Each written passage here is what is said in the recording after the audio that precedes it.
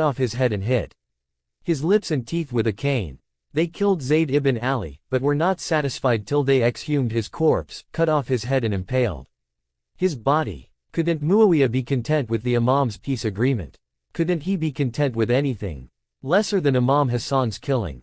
If the real object of Muawiyah was only power, why was it that after securing the power, he cursed Imam Ali, even though he had already become an absolute ruler?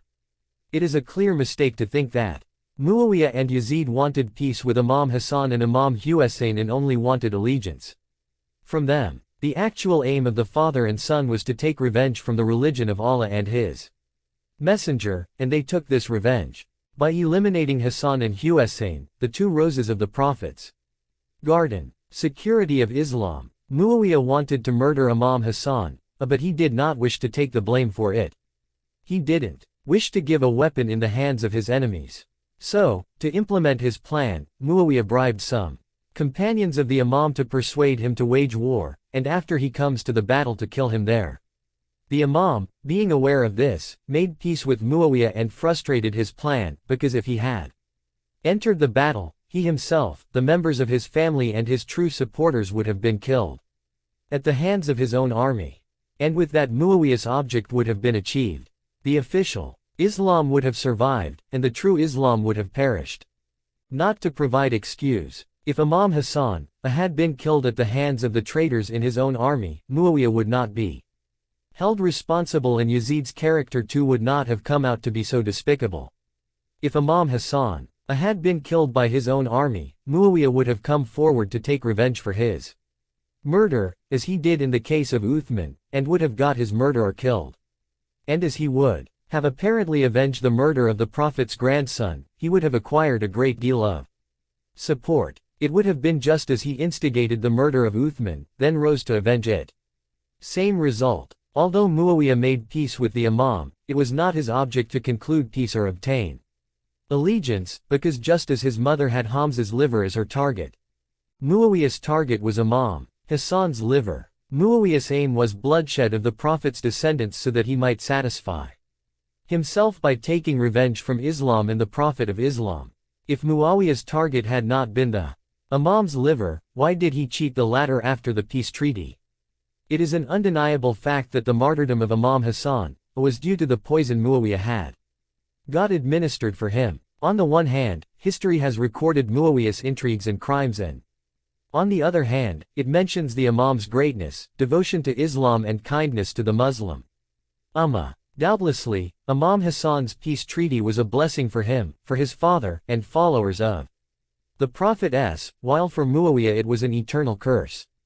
Just as Muawiyah was determined to kill Hassan, Yazid was also bent on killing Hussein, even if the latter had given allegiance to him or made peace with him. The evidence for this is that after Imam Hussein was martyred, his body was trampled over, and his belongings were plundered. His ailing son was put in chains, the heads of martyrs were severed and raised on spear points, and the dead bodies were abandoned under the desert sun. The bereaved ladies were made to pass by the dead bodies of their dear ones, and they were taken around the country. Sacrilege was committed with the blessed head of Imam Hussein. Such crimes of Yazid show that the real issue was not confined to rulership, and the real matter was not about paying allegiance. It was something more complex. The actual matter was about satisfying the hearts full of vengefulness, which had been greatly pained by the religion of Allah and His Messenger. Yazid earned eternal damnation by killing Imam Hussein, just as Muawiyah had earned eternal curse by murdering Imam Hassan. This was the very aim of all al-Bayt, be it the attitude of Ali, or the methods of Hassan and Hussein. Their common goal was to expose the hypocrites, who in the name of Islam were busy destroying it secretly. If this object could be achieved by making peace, they made peace, and if it required martyrdom, they willingly embraced martyrdom. And whenever their being killed was in the interest of the truth and caused disgrace to falsehood, they did not fear death. Different approaches. When we glance at the various events, we do not find any difference in the status of Imam Hassan and Imam Hussein, because both carried out jihad for the sake of Allah, both were martyred, and both proved their truthfulness against the Allah's enemies. The only difference was the approach each adopted. Imam Hussein was martyred with a sword and Imam Hassan was poisoned. Possibly the course adopted by Imam Hassan is a clearer reason for the condemnation of Muawiyah, because Imam Hassan concluded a peace treaty with Muawiyah, and one of its terms was that the Imam's life would remain secure. Yet, despite that, he was martyred by intrigue. Hence, it is meaningless to ask why Imam Hussein took up arms and Imam Hassan made peace. In fact, both were martyred in the path of Allah, and both condemned the enemies of Allah and His Messenger to eternal disgrace. It would be better to end the discussion about Imam Hassan by quoting an event narrated by Ibn Abd Rabb al-Iqd al-Farid. He writes, Muawiyah asked his associates, who is the most honorable person from the point of view of his parents, grandparents, paternal uncle, paternal aunt, maternal uncle, and maternal aunt. His associates said, "You know better." Muawiyah held Imam Hassan's hand and said, "His father is Ali ibn Abi Talib, and his mother is Fatima Zahra, daughter of the Prophet. His maternal grandfather is the Messenger of Allah and his maternal grandmother is Khadijat al-Kubra. His paternal uncle is Ja'far and his paternal aunt is Hala, daughter of Abu Talib. His maternal uncle is Qasim and his maternal aunt is Zainab, daughter of the Prophet." This noble pedigree was the crime of Imam Hassan and Imam Hussein. It is on account of this crime that Muawiyah and Yazid eliminated them. 1. A title of Fatima. 2. Other similar traditions are available in Sahih Bukhari, Sahih Muslim, Musnad Ahmad ibn Hanbal, Zakir al-Uqba by Mohib Tabari Shafi, al-Abana by Ibn Battah, al-Isaba by Ibn Hajar Asqalani, Tariq Baghdad by Khatib Baghdadi, Maruhuz Zahab by Masudi, al-Iqd al-Farid by Ibn Abd Rabb al-Andalusi, Hulyat Eulalia by Abu Naim Isfahani, and Bahar al-Anwar by Allama Majlisi, etc. 3. pg. 57, published in 1953. 4. Ubaydullah ibn Abbas was the younger brother of Abdullah ibn Abbas. During the caliphate of Imam Ali, he was the Emir of Yemen, and from 36 to 38 he was the Emir of Hajj. 5. In Sahih Bukhari, Part 5, pg. 56, Trail No. J30, published by Matbu'a Alam al-Kutub, this tradition is narrated through the following chain of narrators. I heard from Abdullah ibn Muhammad from Yahya ibn Adam from Husayn al-Jofi from Abi Musa from al-Hasan from Abi Bakr. Shares. Muawiyah and the Shias. When Imam Ali was martyred and Imam Hassan became secluded, was it all right for Muawiyah to oppress the weak and terrify them? Or should it be that he acted like other dictators, who, when they have gained control over their enemies and achieved their ends, gives assurances of clemency to those who were opposed to their policies, and ignore the past? Needless to say, forgiving an enemy is one of the qualities of magnanimous persons and the prophets, and Muawiyah did not belong to this group. Imam Ali forgave Aisha and Marwan ibn Hakam in the Battle of Jamal. He also spared the lives of Amr ibn Az and Busr ibn Artad in the Battle of Siffin and allowed Muawiyah and his army free access to water. He did so because he was a magnanimous and kind person. In return for the generosity of Imam Ali, Muawiyah had him cursed from the pulpit one after his martyrdom and subjected his followers to the worst atrocities. Muawiyah was not only a mean person, he was also completely bereft of good morals. He used to satisfy his urge for revenge by attacking righteous people. Muawiyah often dispatched Busr ibn Artad, Muslim ibn Uqba, Za'ak ibn Qays etc. to the Imam's territories to kill people, plunder their properties, and then flee. Muawiyah thought that by creating all these hardships for Imam Ali, his descendants, and as he would be able to achieve his object. As a result of the martyrdom of Imam Ali, and the treaty of Imam Hassan, Muawiyah gained rulership over the people. But what excuse can he give for the massacres and plundering perpetrated by him against righteous people? Has he any excuse except enmity against truth and its followers, and against justice and its supporters? According to tradition, giving thanks for every blessing is that you abstain from whatever Allah has prohibited, and a bounty which is not appreciated is like an unforgiven sin. When Muawiyah entered Kufa, he mounted the pulpit and thanked Allah for his victory. Then, he addressed the people, "By Allah, I didn't fight you to make you pray, keep the fast, perform Hajj and pay Zakat, because you already perform these duties. If you think it is so, you are mistaken. One was fighting you in order to rule over you, and God gave me the power which you detest. You should know that I trample under my feet the promises that one made with Hassan ibn Ali in the peace treaty. I am not bound to fulfill any of its conditions." 2. It is mentioned in traditions that a Muslim must not violate his oath, but Muawiyah said, "I trample under my feet he promises I made with Hassan ibn Ali."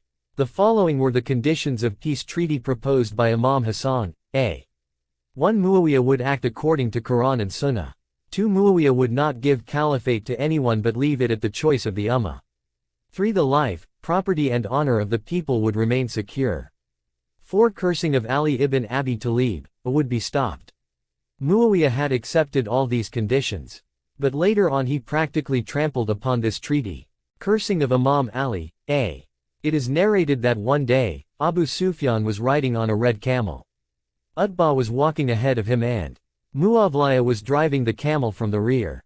When the Holy Prophet saw them, he said, "May Allah curse the rider, the one going ahead and the one driving it." Muawiyah remembered this curse, and he was waiting for an opportunity to take revenge against the Prophet. 3. He could not directly curse the Holy Prophet, so, when he became an absolute ruler, by having Imam Ali accursed, he actually meant to curse the Holy Prophet, because the Prophet had said, "Whoever cursed Ali, cursed me, and whoever cursed me, cursed Allah. And one who cursed Allah shall be thrown headlong into the fire of hell by him." 4. Muawiyah used to have Imam Ali accursed. He wrote to his governors that Imam Ali must be cursed from every pulpit during Friday sermons. Government preachers cursed Imam Ali from the pulpits in all cities, expressed hatred against him and abused his family. 5. For 90 years, imprecation of his eminence, Ali, remained a part of the law of the country. No one dared to question. Rituals could be missed, but no one ever missed the worship. For a period of 100 years, His Eminence, Ali's name was not even included in the list of caliphs. When the tradition of it is obligatory for you to follow my sunnah and the sunnah of the rightly guided caliphs was fabricated, Imam Ali was made the fourth caliph. While Imam Ali was still alive, Muawiyah was fearful and he resorted to deceit and treachery, transgression, oppression, killing and plundering. If someone asked as to why he was doing all those, he used to present the excuse that he was doing it to consolidate his rule. But what reply could he give after he had consolidated his rule? Muawiyah was once told, "You have achieved your object. It is, therefore, only proper that you cease cursing Ali." He replied, "It is not possible. I wish that he should be cursed so much that even infants get habituated to it and they grow old with this habit." Muawiyah wrote to his agents' governors to let that practice continue as part of the act of worship. He cursed Imam Ali in the presence of his children and relatives. He invited descendants of Imam Ali to his house where his friends spoke ill of Imam Ali in his Muawiyah's presence. We have heard about a man who traveled with his enemy, and they slept on the same floor. He eventually committed treachery and killed his enemy. However, we have not heard of a man who is invited as a guest and then treachery is committed against him. Such conduct is peculiar to Muawiyah. Imam Hassan, at the residence of Muawiyah. At the time of the conquest of Mecca, the Holy Prophet announced, "Whoever takes refuge in the house of Abu Sufyan shall be safe." Muawiyah wanted to recompense this kindness of the Prophet. He invited Imam Hassan to his house and the Imam accepted the invitation. When he entered, Amr ibn Az, Walid ibn Utbah, Utbah ibn Abu Sufyan and Mughira ibn Shuba were sitting there. Immediately, on seeing him, they began to recite curses on him. Imam Hassan said, "Muawiyah, what they are uttering is in fact from you. It was you that began this, and this practice originated from your vain thinking and impure morality. Doubtlessly all these activities are because you people are inimical to the Prophet and the al-bayt of the Prophet. Since you are abusing my father, Tell me, did my father not pray facing 2 qiblas while your father did not believe in either? He considered prayers to be a means of deviation, and on account of his ignorance, worshipped Lot and Uzzah. Are you not aware that my father took 2 oaths of allegiance, viz. the oath of victory, and oath of Rizwan, whereas you did not believe in one of them and did not remain faithful to the other? Don't you know that my father was the first to believe in the Prophet while you and your father were Muslims only by appearance and received a share from the funds reserved for those who were to be consoled? Don't you know that the man you abused was the standard bearer of the Holy Prophet in the Battle of Badr, whereas the standard of polytheists was in the hands of you and your father?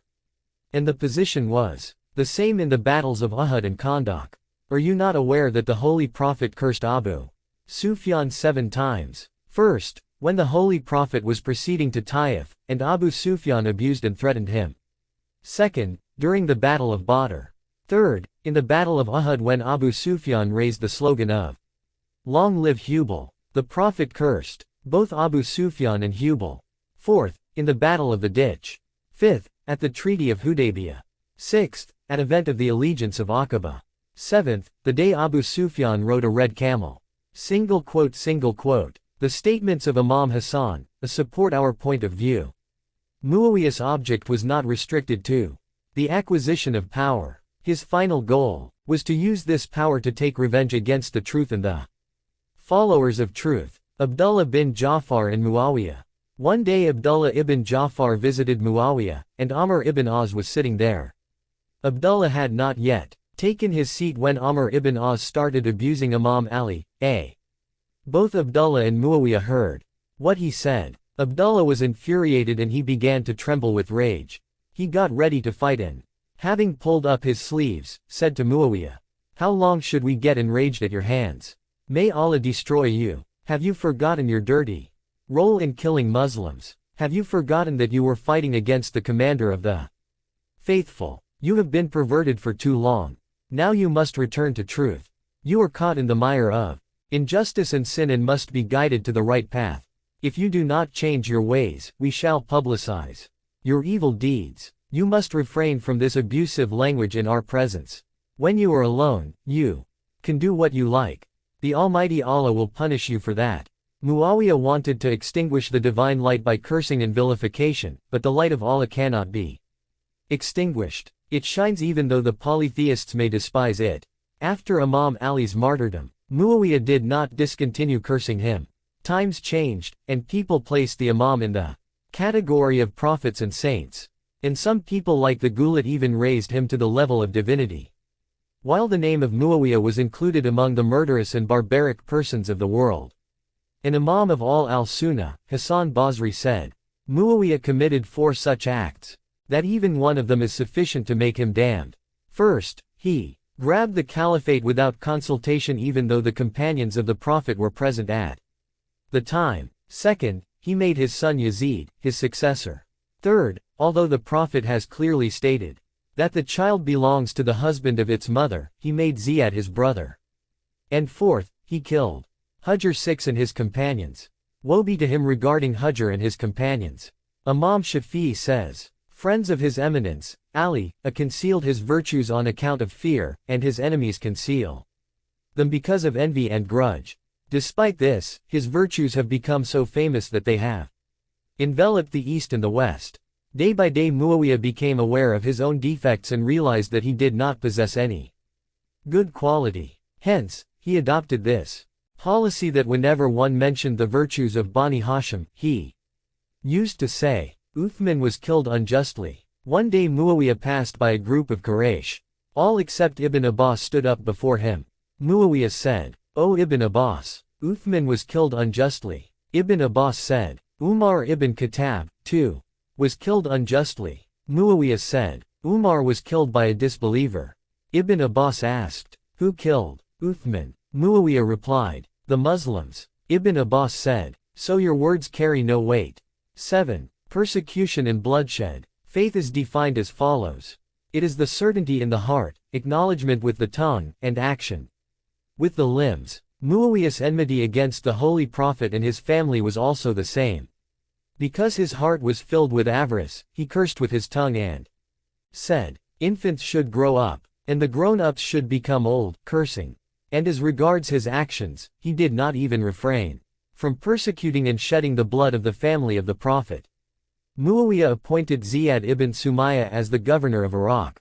As Ziyad was previously a Shia, he knew all Shias. He, therefore, conducted a thorough search, and after having seized them from their hiding places, terrorized them, amputated their limbs, blinded them, and hanged them on date palm branches, exiled them, and killed them. Eventually the distinguished Shias of Iraq were eliminated.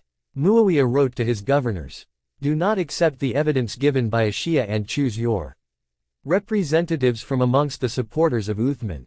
Attend the gatherings of those who narrate Uthman's virtues. Communicate their narrations to me along with the names of the narrators and their fathers." Muawiyah spent a large sum of money on those narrators.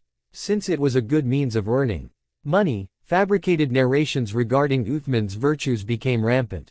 The narrators competed with one another in fabricating traditions to get more rewards.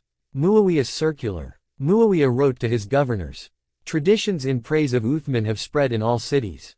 When you receive this letter, you should order people to discuss the companions of the Prophet and the rulers. It should be ensured that against every tradition about the virtues of Ali, a similar tradition should be coined for the caliphs because only such acts will make me happy." Muawiyah killed the people, plundered their wealth and belongings, and destroyed their property, and attributed false things to Allah and His Messenger. For Muawiyah, these things were better than enforcement of justice and being faithful to Allah and His Prophet. There were two reasons for this policy of Muawiyah. First, he loved sin for the sake of sin, and liked falsehood because of its being falsehood. Second, he harbored enmity towards the Prophet on account of his prophethood, and he behaved in the worst manner with his purified progeny. Disregarding the law, Muawiyah issued circulars that advised murders, imprisonment, pillage, destruction of houses, and disgracing the people, directed at the followers of Imam Ali. Were these not just because these people the Shias were in possession of the wealth of faith? Muawiyah used to tell the supporters of Imam Ali, "You must announce aloofness from Ali and invoke curse upon him, and express devotion to Uthman. Anyone who did so saved his life and those who continued to express their loyalty to the Imam were eliminated." 9. Was Muawiyah not aware that the faith of Ali was the same as that of his cousin, His Eminence Muhammad s? Why, then, did he persecute and kill these people? It was only because they loved the family of the prophethood. Among the people that Muawiyah killed were Hujr ibn Adi and his companions, Amr ibn Hamak Khuzai, Rushayd Hujri etc. The number of those killed tells the truth. Non-aligned countries of the East and West, which are members of the United Nations, are united against apartheid America and South Africa. 10. They claim that racial discrimination is incompatible with the freedom of man, although this discrimination is in respect of only a few minor matters such as the ban of marriage between blacks and whites, and restrictions of the blacks from entering assemblies, universities, clubs, and other public places. Hujr bin Adi. Hujr ibn Adi was among the helpers of the Messenger of Allah and a companion of Imam Ali and Imam Hassan. Hujr was a pious and religious person. The author of Mustadrak has written, Hujr was the monk among companions of Muhammad. 11. Hujr was a brave warrior and a member of armies that conquered Syria and Qadisiyah and fought from the side of Imam Ali, in the battles of Jamal, Siffin and Nahrawan. His only offense was that he was not prepared to abuse Imam Ali, or to curse him from the pulpit. All types of tortures were inflicted on Hujr and his companions. The best 6 persons among them were killed. Some of them had their limbs cut off and were blinded. Many were buried alive. Sayfi ibn Fasil was one of the companions of Hujr. He was brought before Ziyad, and the following conversation took place between them. Ziyad: O enemy of Allah, what do you say about Abu Turab? Sayfi: I don't know who Abu Turab is. Ziyad: To what extent do you know him? Sayfi: I don't know him at all. Ziyad: Don't you know Ali ibn Abi Talib? Sayfi: Why not? Ziyad: The same Ali is Abu Turab. Sayfi: What you have said is incorrect. He is Abu al-Hasan and Abu al-Husayn, father of Hassan and Husayn. Ziyad ordered his cane to be brought. Then he turned to Saifi and said, "What did you say?" Saifi said, "What I said about a believing servant of God are the best words." Ziyad ordered him to be beaten so much that he should drop and not be able to get up again. After thrashing him continuously, Ziyad asked, "What do you say about Ali?" Saifi replied, "By Allah, even though you skin me alive you shall not hear anything else from me." Ziyad said, "You must curse Ali, or I shall kill you." Saifi replied, "Kill me as early as possible, for I am not going to abuse Ali." A 12. Dr. Taha Hussein writes, Hujr was a righteous Muslim. He and his brother Hani joined a caravan that was coming to the Prophet. And they had the honor of meeting the Messenger of Allah. Hujr participated in the Battle of Syria, and suffered many hardships. It appears that he was in the vanguard of the army which entered Marj Azra, near Damascus. Later he was killed in the same area by the order of Muawiyah and was buried there. From this war expedition he went to Iraq, where he took part in the battles of Iran and suffered great hardships. In Kufa, he held a very high official post. Hujr was a kind person and completely sincere in religious matters. He enjoined people to do good and forbade them from evil. He liked just rulers and was displeased with oppressive ones. He criticized Bani Umayyah severely on account of their cursing Imam Ali, and did not easily bear this abominable act of theirs. Ziyad ibn Sumayyah arrested him and sent him to Muawiyah along with his 13 companions. Muawiyah ordered them to be held at Marj Azra, near Damascus. When Hujr came to know that the village in which they were being kept was Marj, he said, "By Allah, I was the first Muslim the dogs of this village barked at, and I was the first Muslim who pronounced Takbir 13 at this place." Hujr meant to say that he was the first Islamic warrior who arrived in that area and fought against the enemies of Islam. Muawiyah issued the following orders about Hujr and his associates. They should dissociate themselves from Ali and curse him, and express regards for Uthman. Whoever does so should be set free, and whoever declines should be killed. Some individuals interceded with Muawiyah on behalf of these men. When he accepted their intercession, they were 8 in all, who were told to express aloofness from Imam Ali. 6 of them refused to accept this condition, and the remaining 2 asked that they should be taken before Muawiyah so that they may express their true attitude. Their request was granted. As regards the said 6 persons, they were put to death and formed the first group that was tortured and killed. The remaining 2 persons were taken before Muawiyah. One of them expressed dissociation from Imam Ali, but the other refused to do so. In the very presence of Muawiyah, he said about him and Uthman whatever he wanted to say. Muawiyah sent him back to Ziyad and directed him to kill him in the worst possible manner. Ziyad buried him alive. 14. How distressing that the ruler of Muslims should shed the blood of those whose blood Allah has secured, and should order their execution without hearing what they have to say in their defense, or allowing them to justify their attitude. There were many who wrote to Muawiyah saying that they were faithful to his government and had no intention to betray him. What they said was, however, of no use. The killing of Hujr had a deep impact on the people.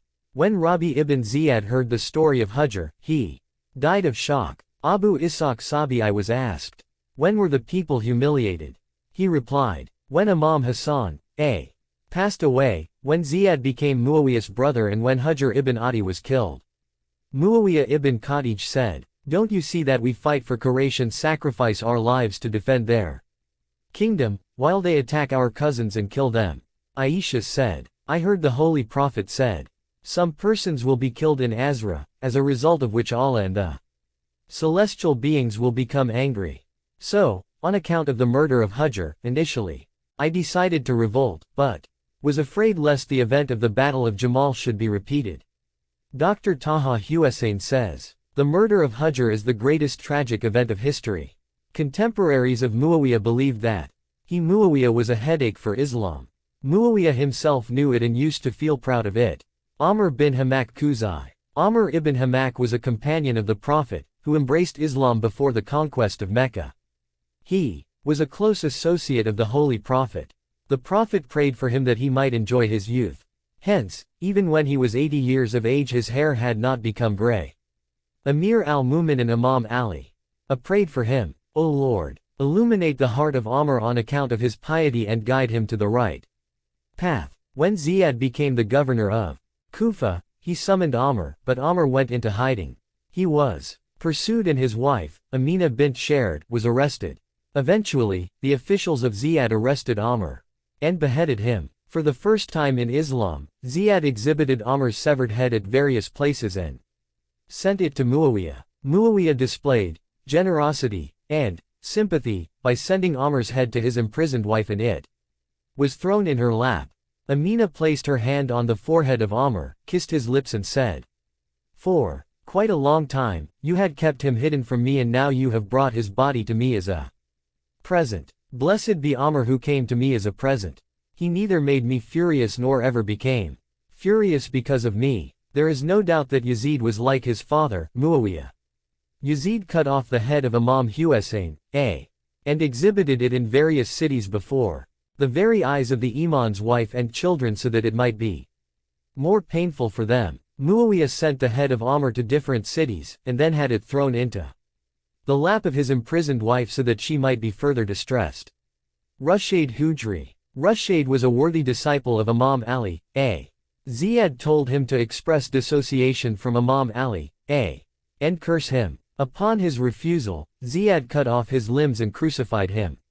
Juwariya bin Musa'ar Abdi. Ziyad arrested Juwariya, cut off his limbs, and hanged him on the branch of a date palm till he finally died. These were a few examples of the atrocities and murders committed by Muawiyah so that people know that all that the official narrators write is not correct. Captives and prisons. In addition to killing the Shias, cutting off their limbs, hanging them and burying them alive, Muawiyah imprisoned so many Shia men and women that the prisons became full. He even used to meet these prisoners so that the fire of his grudge might extinguish, but the Shia prisoners said things that only added fuel to the fire of his wrath. Masudi writes, Muawiyah had imprisoned Saysha ibn Suhan, Abdullah ibn Kawa, and some supporters of Imam Ali, as well as some elders of Quraysh. One day he entered the prison and asked the prisoners, "What sort of caliph am I?" Ibn Kawa replied, "Your material world is vast but your hereafter is hard. You have changed darkness into light and light into darkness.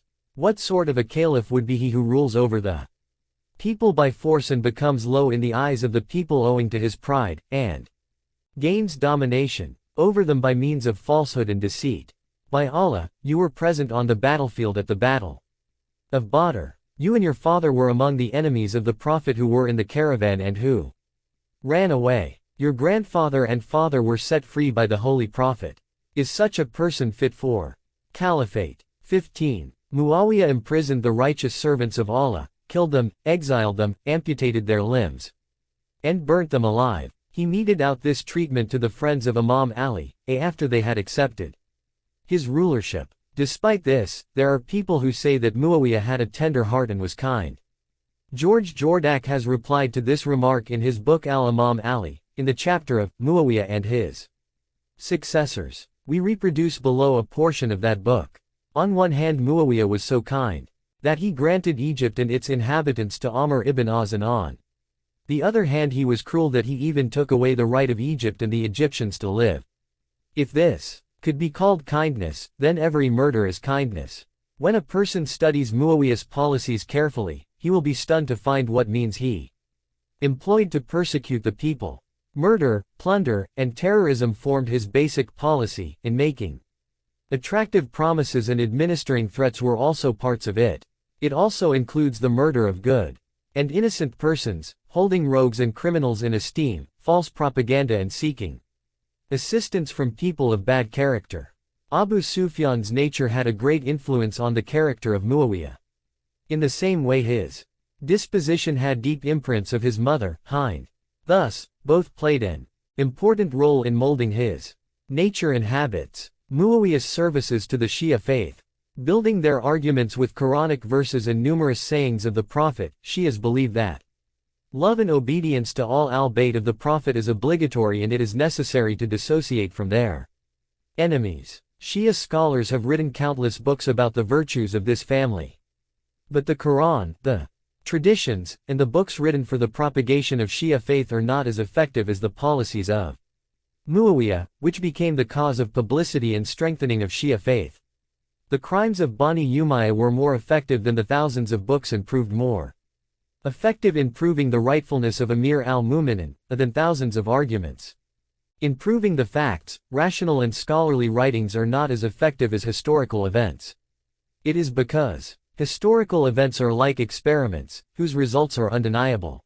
During the time of Muawiyah, many events took place which proved he was a worldly-minded person while Imam Ali was a religious personality. There is an old proverb saying that good can be better perceived by comparing it with evil. Muawiyah said, I fought in order to rule over Kufa and to take over their wealth, and it was not for prayer and fasting. Compare this with the statement of Imam Ali, to see the manifest reality.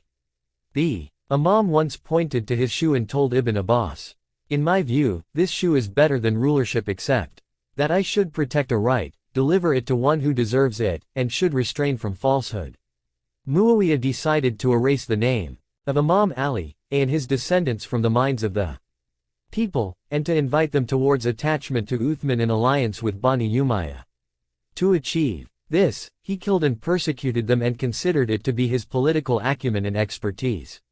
However, this policy produced a result that was opposed to what he desired, and that era had passed.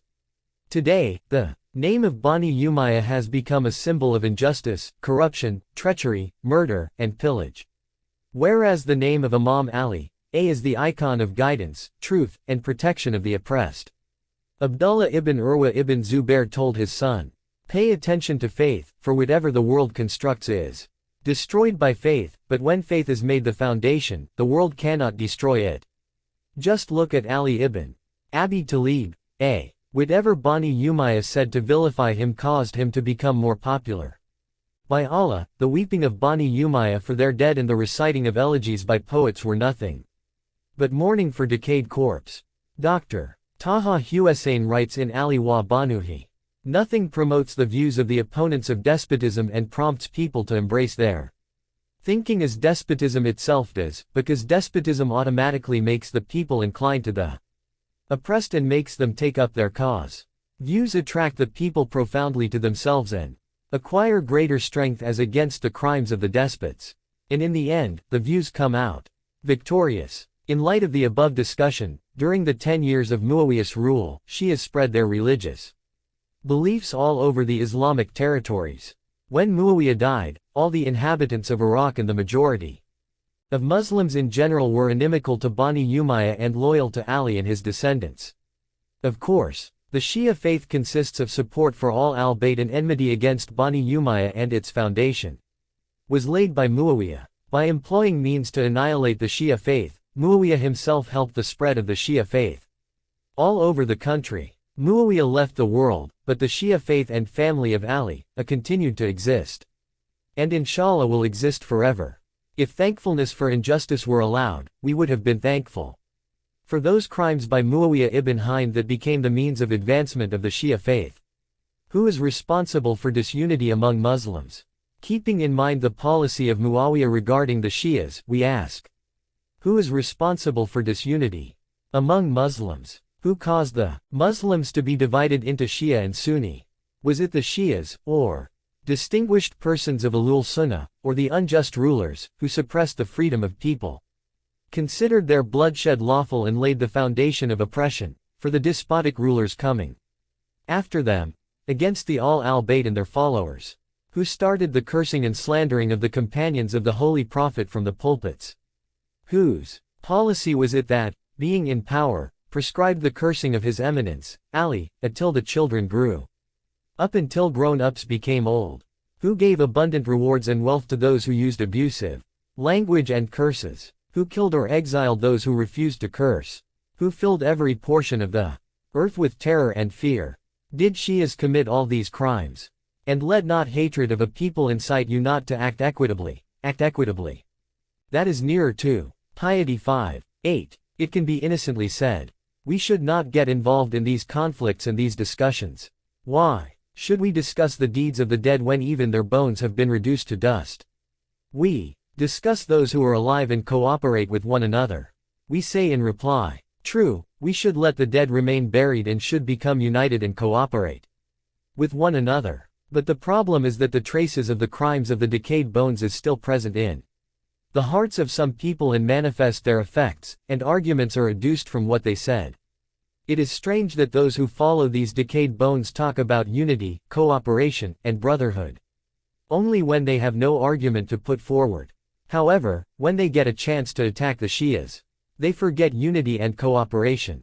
Cooperation and unity mean that people should work for the benefit of one another. However, if the intention is to safeguard one's personal interests, it is not unity and cooperation. It is enmity and short-sightedness. Yazid's actions. If Muawiyah were alive during the 3 years of Yazid's rule, he would have praised his sons' achievements. During the first year, he killed Imam Hussein, the grandson of the Holy Prophet severed the heads of his children and friends, and made his women prisoners. During the second year, he permitted his soldiers to do in Medina whatever they liked. As a result, more than 1,000 virgins were defiled and 1,000 persons killed, including 700 companions of the Prophet. In the third year, he attacked the Kaaba with catapults. If Muawiyah had been alive and seen these crimes of his son, he would have kissed his forehead and said, "You are really my son." Yazid did not stop at these crimes in Karbala, Medina, and Mecca. 16 He appointed Ubaydullah ibn Ziyad as governor of Kufa so that he might repeat the atrocities committed by his father in respect of the Shias. Ibn Ziyad imprisoned, exiled, killed and hanged the people, or cut off their limbs. He said to Mitham, a disciple and friend of Imam Ali, "You must express hatred against Ali. If you don't, I shall cut off your hands and feet and crucify you." In reply to this threat, Mitham praised Imam Ali, and cursed Ibn Ziyad and Bani Umayyah. Ibn Ziyad cut off his hands, feet and tongue and hanged him to death. What crime could be greater than that of Ibn Ziyad's? He wrote to Ibn Sa'd in connection with the battle of Karbala, "Besiege Hussein so that you may kill him and his companions and cut up his body into pieces because he deserves to be killed.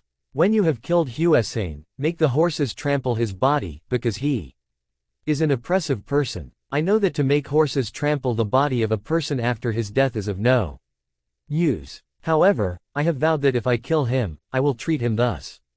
If you carry out my orders you should know that I reward those who are obedient to me, and if you cannot, hand over the command to Shimr ibn Zil-Jashan. I have given him the necessary instructions." The instructions given by him to Shimr ibn Zil-Jashan included, in addition to killing Imam Hussein, eliminating all his children, whether young or suckling, so that the progeny of Imam Ali becomes extinct. There was close similarity between Yazid and his father, Muawiyah, and between Ibn Ziyad and Ziyad, because the source of their crimes was only one, and that was enmity against Allah and the Holy Prophet. Each of them expressed this enmity according to his capacity. These persons differed from one another only in their respective names. As regards their deeds, they were alike. Yazid ruled for 3 years 7 months and 22 days. History has recorded such crimes and persecutions perpetrated by him, that his rule will remain a stigma on the history of the Muslims till the day of judgment. Can we forget the blood of Hussein? Is it possible to forget the blood that boils and remains fresh during all ages? In the words of Sheikh Ubaidi, the Mufti of Mosul, Hussein's martyrdom has joined up with the root of Islam and become unforgettable. Mughira ibn Shuba has suggested to Muawiyah to take allegiance from the people for Yazid and make him his successor. Then he said, "I have placed the foot of Muawiyah in a stirrup which is harmful for Muslims, and I have created such a split between Muslims that can never be cured." Muawiyah II. Before his death, Yazid made people give allegiance to his son, Muawiyah, and appointed him as heir apparent. But after his father's death, Muawiyah ibn Yazid renounced the caliphate. Abu Muhassin writes in An-Nujum az-Zahira. 17. Muawiyah ibn Yazid mounted the pulpit and said, after praise and glorification of Allah, "O people, my grandfather fought with the people who were worthy of rulership on account of their proximity to the Prophet, and usurped the right of Ali. As long as he lived, he did what you know till he left the world. alone taking with him the burden of deeds. After my father usurped the caliphate though he was not fit for it. All his life he indulged in sensual desires till death overtook him and he was also buried in the grave alone with the burden of his sins. After that, he wept greatly and then said, my greatest difficulty is that one know that my father's end is bad. He killed the descendants of the Holy Prophet, made lawful for his soldiers to do in Medina what they liked, and damaged the Kaaba. I do not have the courage to do such indecent things. I transfer the authority to you. You may choose anyone you like as the caliph. His mother said, I wish I had miscarried you. 18. Muawiyah II replied, I wish I had been such, because being miscarried is better than being associated with Yazid, Muawiyah and Abu Sufyan. After that, Muawiyah II did not live for long. Some say that since he did not carry out the bloodshed and persecution of the descendants and followers of Ali, like his father and other leaders of Bani Umayyah, he was poisoned to death. 19. The grandson of Muawiyah ibn Abi Sufyan says, my grandfather fought with one who was the closest in kin to the son of prophethood, the foremost Muslim, the respected one among the greatest of Muhajirs. Owner of knowledge and excellence, cousin of the Prophet and his son-in-law. Despite that, lackeys of Bani Umayyah call this rebellion a mistake of jurisprudence. 20. In the words of Mirza Ghalib, it is a queer jurisprudence that an enemy of religion comes to fight Ali, and they call it a mistake. 1. Maulana Shibli Nomani, in his book, Surat an-Nabi Vol. 1, pg. 69, Lahore writes, the compilation of traditions took place during the period of Bani Umayyah, who carried out the vilification of the progeny Fatima and cursed his eminence, Ali. From the pulpits for 90 years, in Jami, masjids from Sind to Asia Minor and Andalusia. The Umayyads had hundreds of traditions fabricated about the virtues of Muawiyah etc. 2. Shar Naj al-Balagha, Vol.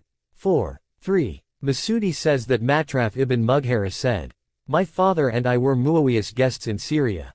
My father used to visit Muawiyah often. One night when he returned from meeting Muawiyah, he was very much disturbed. When I asked him why he was so much distressed, he said, Muawiyah is very bad, he is the vilest person in the world.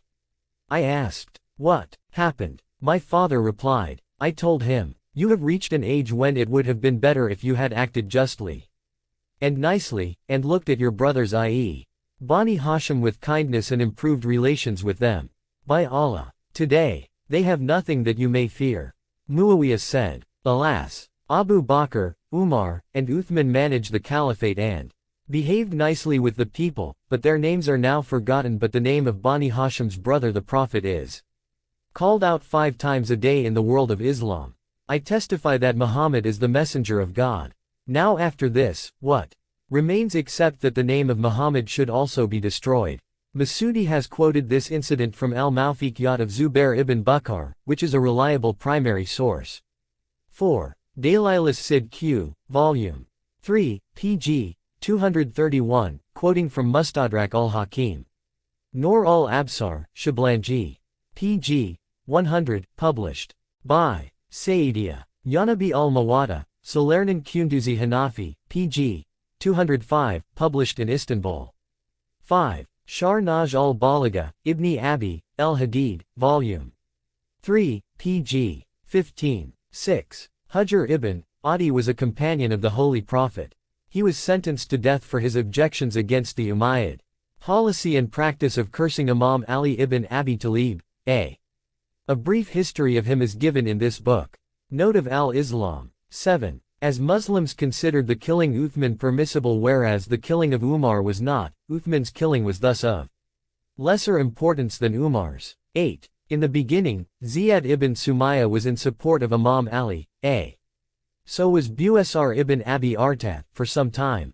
The Khawarij, who accused Imam Ali, of infidelity and that he was liable for execution, were also in the army of Imam Ali, When Ziyad ibn Sumayya wanted to eliminate Sa'id ibn Sarah, the latter took refuge with Imam Hassan, Ziyad pulled down Sa'id's house, confiscated his belongings, and took his wife and brother in custody.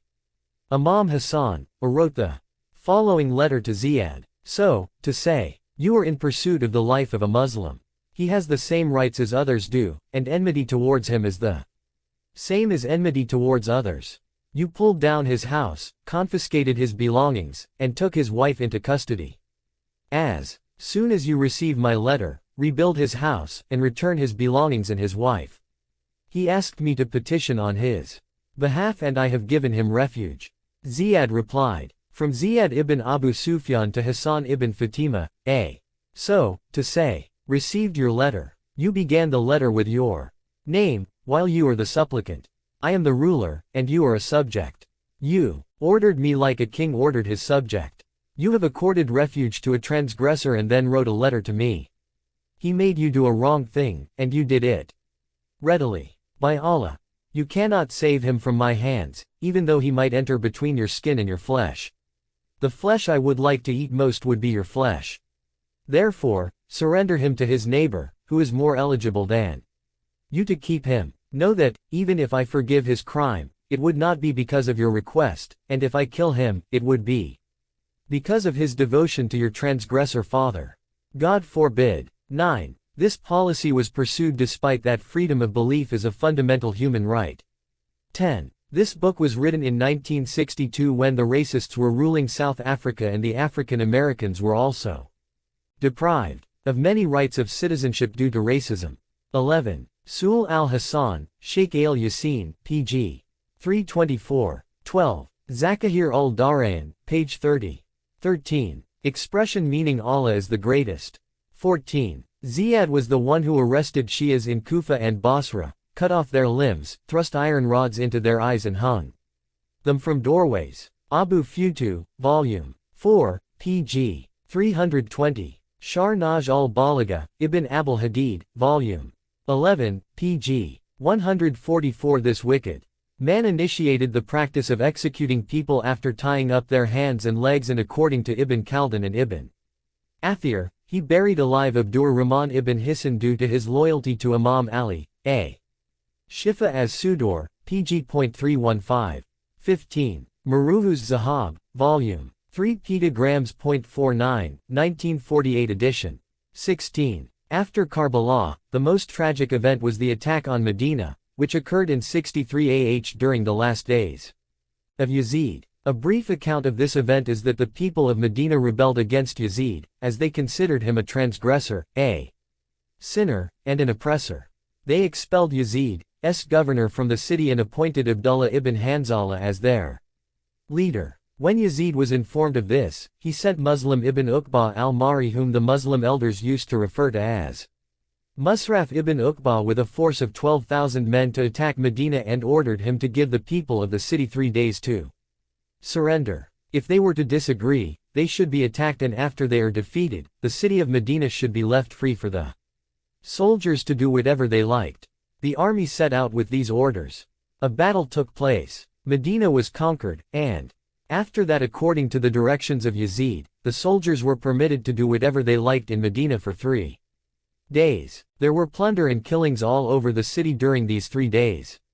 The citizens were subjected to a massacre, in which, according to the report of Imam Zuhri, 700 nobles and 10,000 commoners were killed, and the shameful fact is that soldiers entered the houses forcibly and defiled the women. Khilafat o Mulukiyat, by Maulana Maududi, pg. 182. Despite these atrocities, in a program on Peace TV 2 December 2007, Drive, Zakir Naik was not ashamed to mention Yazid as Rahmatullah alayhi, meaning, may Allah be merciful on him.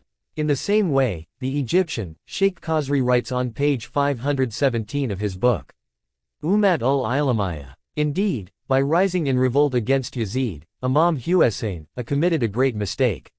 He shook up the foundations of national unity, as a result of which the Ummah fell into such discord and differences that it has not been able to come out of them till today. That is why this statement of Allama Mufniya is not inappropriate when he says that the signs of the crimes of the decayed bones are still present in the hearts, and they display their effects and inform us who is in Hussein's camp and who is in the party of Yazid. There still remain some garlands of curse to be placed around the necks of all the Yazids. There would never be reconciliation between us and them.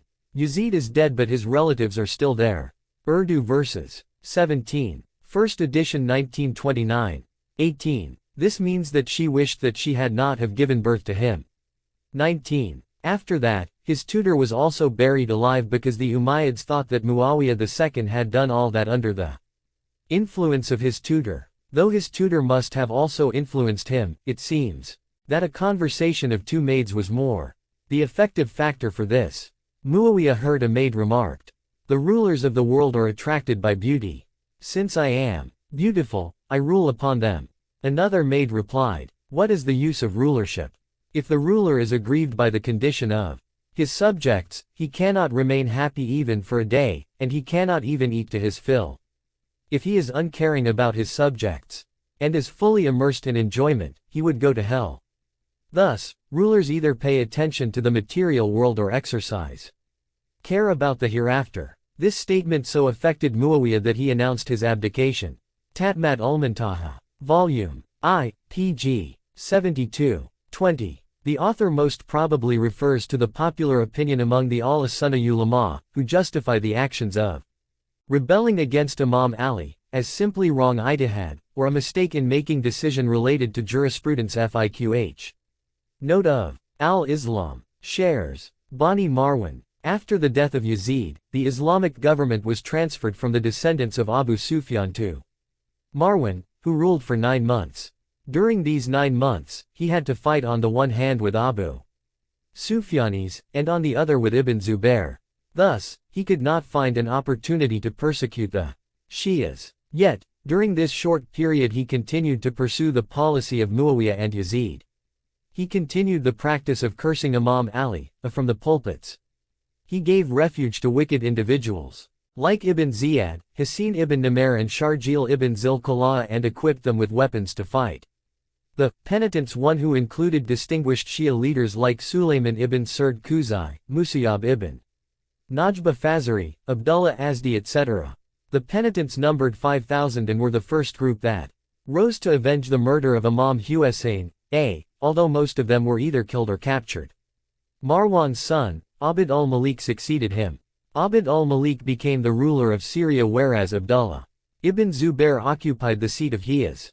They fought bloody battles against each other to gain control of Iraq. However, as regards the killing and persecution of Imam Ali's followers, both of them continued the previous policy. Abd al-Malik and his father Marwan assisted Ibn Ziyad to eliminate the penitents, and Ibn Zubair put Mukhtar and his followers to death. Abdullah ibn Zubair. Masudi writes in Maruhuz Zahab. Musab ibn Zubair slew Mukhtar too and his followers numbering 7,000. They were claiming to avenge the murder of Imam Hussein.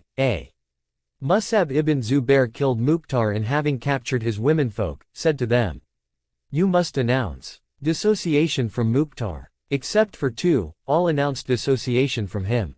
The 2 said, "We shall not announce disgust against Mukhtar because he believed in Allah, fasted and offered the midnight prayer." After eliminating the killers of Hussein, he shed his blood in the path of Allah and the Prophet, and thus pleased all. Musab wrote a letter to his brother, Abdullah ibn Zubair, and mentioned the stand taken by those women. Abdullah replied that if they abandoned their stand, they should be set free, otherwise they should be killed. Musab took a sword and went to meet them.